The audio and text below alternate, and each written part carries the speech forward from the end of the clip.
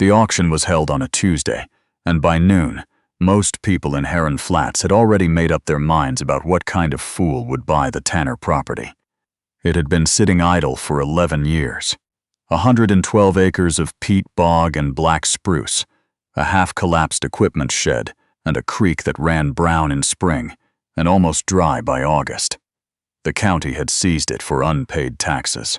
The listing described it as rural acreage with development potential, which was the real estate equivalent of calling a broken window a ventilation feature.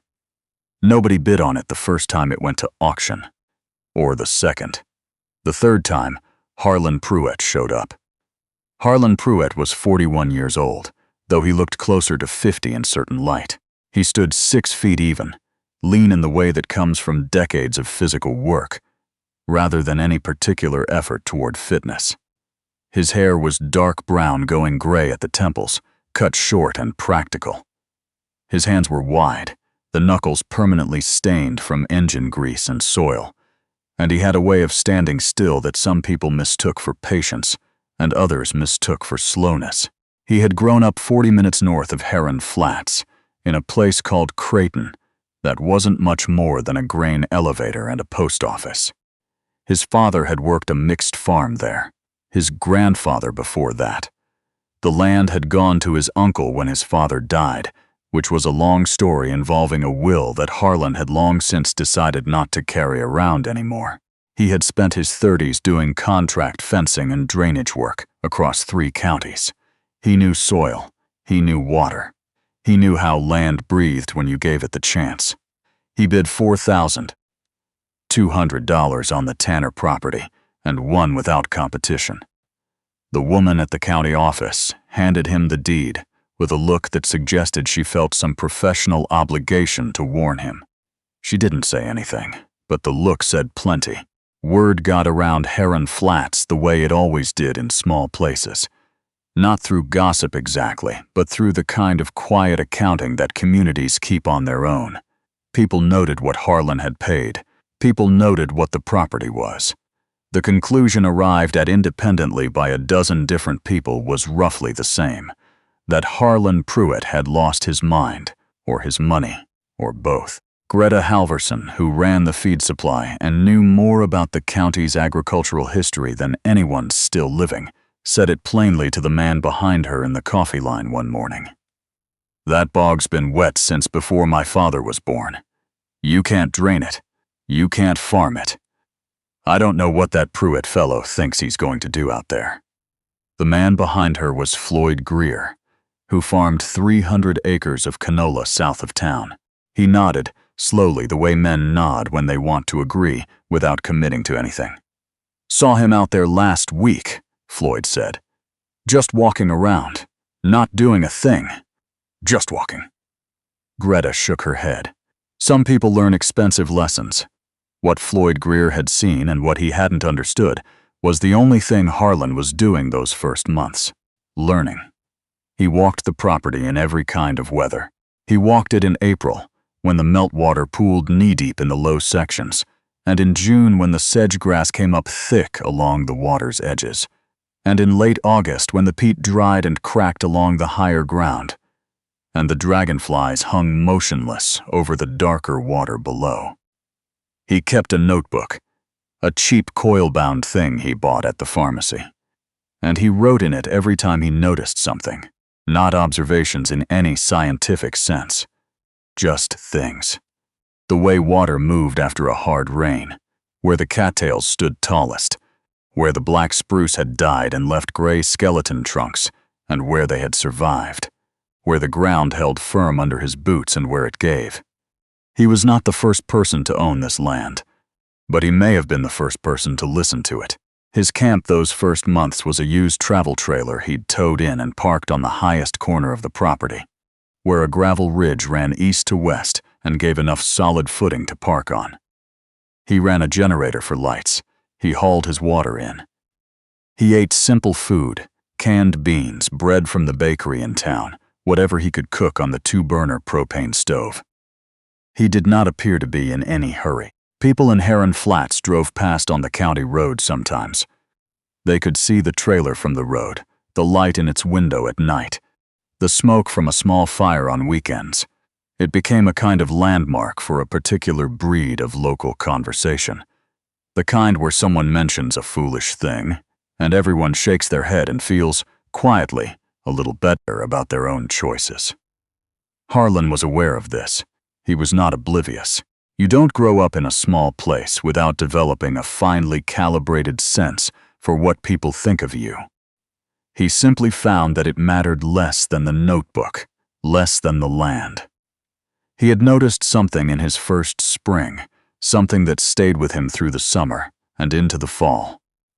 In the deepest sections of the bog, where the water sat black and still under the spruce shadows, there were signs of life he hadn't expected. Not just the usual marsh birds and frogs. He found muskrat runs in the peat banks.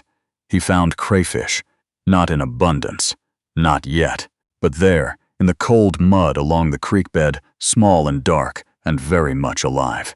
He found wild rice growing in scattered patches, where the water depth was just right, where the light hit in the afternoon and the bottom was soft. He hadn't gone looking for any of this. He had just been paying attention. That winter, Harlan drove to the library in the next town over.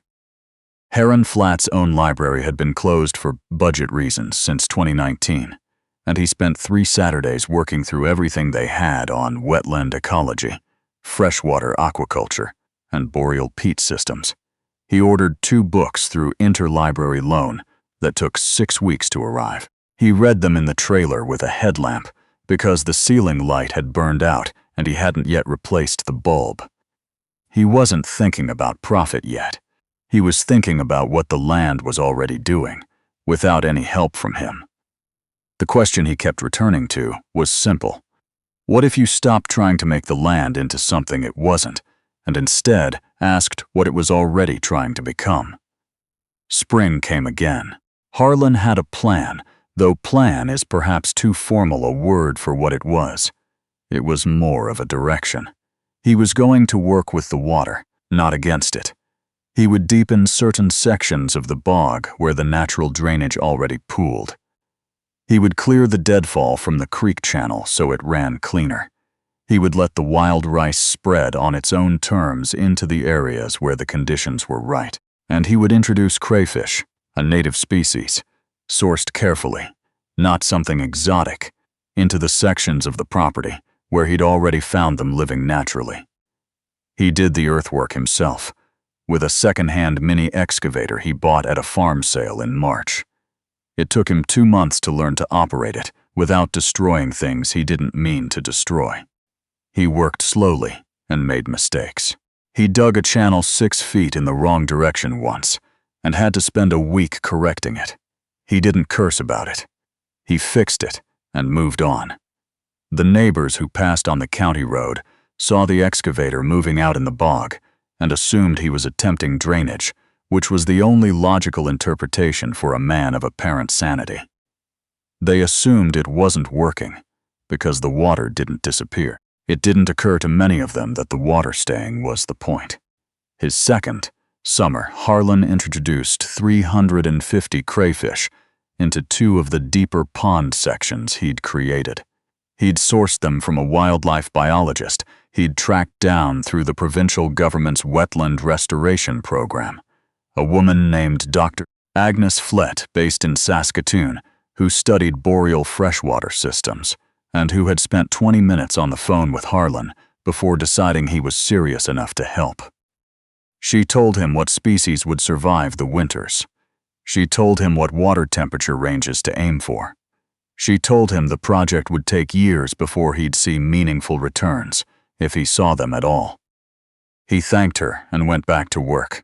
That fall, Floyd Greer stopped his truck at the edge of the county road one afternoon and watched Harlan moving along the far edge of the pond with waders on, checking something near the water's surface. Floyd rolled down his window. "How's it going out there?" he called. Harlan looked up. He considered the question. "Slow," he said. Floyd nodded. He didn't know what else to say to that. He drove on. The 3rd year was the first year anything went visibly wrong. A late spring storm brought 6 inches of rain in 4 days in mid-May, and the creek jumped its banks and flooded the section of the property where Harlan had planted his largest wild rice bed. The water didn't recede properly. It sat too deep over the rice for nearly 2 weeks, and when it finally pulled back, most of the planting was gone. 3 months of work. He stood at the edge of it on a gray morning in June and looked at it for a long time. He was not a man who said much when things went wrong. His father had been the same way. There was, in that family line, a stubborn belief that words spent on misfortune were words wasted. What he felt standing there was not despair exactly. It was closer to the feeling of being corrected, of the land telling him something he hadn't understood yet. He replanted what he could. He adjusted the placement. He raised the bed elevation slightly in the sections most vulnerable to overflow. He noted it in the notebook. He moved on. What he didn't lose was the crayfish. The crayfish had survived the flood better than he'd expected. They had, in fact, dispersed somewhat into an adjacent section of the bog during the high water, colonizing a new area on their own terms. When Harlan checked the traps that September, he pulled out more than he'd put in 2 years earlier. Not dramatically more, but more. He sat on the bank for a while with a trap in his lap and looked at what was moving around inside it. He had known, intellectually, that this was possible. He had read enough to understand the biology, but knowing a thing and seeing it happen are different experiences, and he sat there longer than was strictly necessary. He called Dr. Flett that evening from the trailer. She asked for his numbers. He gave them. There was a pause on the line. "That's actually quite good," she said, "for a third-year system." Harlan wrote that down in the notebook, too. By his 4th year, Harlan had begun to understand the property the way you understand a person you've lived alongside for a long time. Not through any single revelation, but through accumulation. He knew which sections of the bog stayed warmer in the shoulder seasons and why. He knew where the water ran clearest after rain and where it ran cloudy. He knew the crayfish preferred the shaded edges of the ponds in midsummer and moved to the warmer shallow sections in early fall. He knew when to leave things alone, which was most of the time. He had also, by this point, done something he hadn't originally planned. He had begun talking to people. Not about what he was doing, not the details, not yet. But he had made contact with a man named Theodore Brantner, who ran a small commercial fishing operation out of a lake town 2 hours north, and who had been selling fresh crayfish to restaurants in the city for 7 years. Theodore Brantner was 70 years old, built like a dock post, with white hair cut close and hands, so weathered they looked like they belonged on a much older man. He drove out to Heron Flats on a Thursday in October and walked the property with Harlan without saying much for the better part of 2 hours. At the end, he stood at the edge of the main pond and looked out at it. "You're not going to get rich quick," he said. "No," Harlan agreed. "But this is real," Theodore said. "What you've got here. This is real." They shook hands. Theodore began buying Harlan's crayfish the following spring, modest quantities, at a price that was fair. It wasn't enough to live on, but it was a start of a different kind, the kind that has no drama attached to it, that doesn't announce itself, that just quietly begins. Word moved through Heron Flats the way it always did.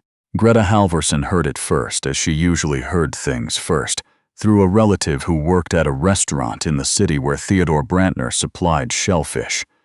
She heard that fresh local crayfish were on a menu, sourced from a wetland operation south of town. She heard a name attached to it. She was quiet for a moment. "Pruett," she said. The relative confirmed it. Greta didn't say anything else about it, but she thought about it for several days afterward, about the 11 years that Bog had sat idle, and the $4,000, and the man walking the property in waders in the rain doing what everyone had assumed was nothing. She wasn't wrong about what she'd said, she decided. You couldn't drain the bog. You couldn't farm it in any conventional sense. She had been right about that. She had just never thought to ask what else might be possible. Floyd Greer heard about it at the co-op, where these things tended to circulate. He heard a somewhat inflated version involving a number that was probably twice what Harlan had actually made that first selling season. Even so, he found himself doing the arithmetic on his own operation in comparison. His 300 acres of canola, the input costs, the commodity prices, the way a wet fall could wipe out margin completely. He thought about the aquifer concerns his agrologist had raised last year. He thought about what 100 acres of diversified wetland might or might not be worth on paper. He thought about Harlan, standing at the edge of that pond in the fall light. He drove out to the property the following Saturday without calling ahead. Harlan was working near the equipment shed, which he had spent the winter patching together into something functional. He looked up when Floyd's truck came down the drive, took in the situation, and waited. Floyd got out. He stood there for a moment with his hands in his jacket pockets. He was not a man who found apology easy, not because he was unkind, but because he belonged to the generation and the geography that treated difficulty as private business. "Heard things are going all right for you out here," he said. Harlan looked at him. "Coming along," he said. Floyd nodded slowly. He looked out at the pond. The wild rice, mostly recovered now, stood gold at the edges in the October light. The water was dark and still, and larger than it had looked from the road all those years. "I said some things," Floyd said. "To Greta.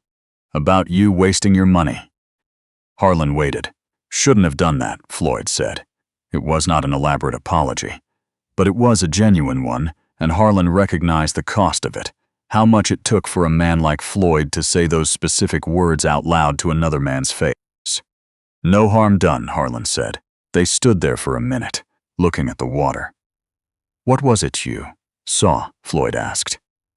"When you first walked it, what made you think it was worth anything?" Harlan thought about that.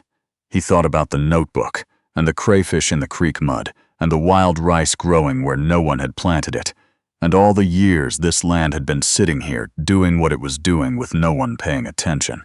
"I didn't know it was worth anything," he said. "I just thought no one had bothered to ask what it was." Floyd was quiet. "Most people look at a place like this," Harlan said, "and see what it's not flat enough to crop, not dry enough to build, not productive by any measure they've already got in their heads." He paused. "I was just curious about what it was, separate from all that." Floyd didn't answer. He wasn't sure there was an answer to give. But he stood there a little longer before he left, and he looked at the land in a way he hadn't looked at anything in a long time, without already knowing what he thought. The 5th year was the first year Harlan made a profit. Not a large one.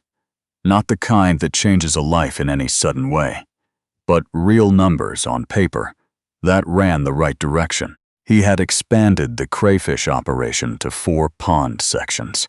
He had wild rice coming in modest but consistent quantities, sold through a small distributor that supplied specialty grocery stores in the city. He had begun experimenting with a section of the property as waterfowl habitat, consulting with a conservation organization that was willing to cost-share some of the infrastructure in exchange for habitat credits.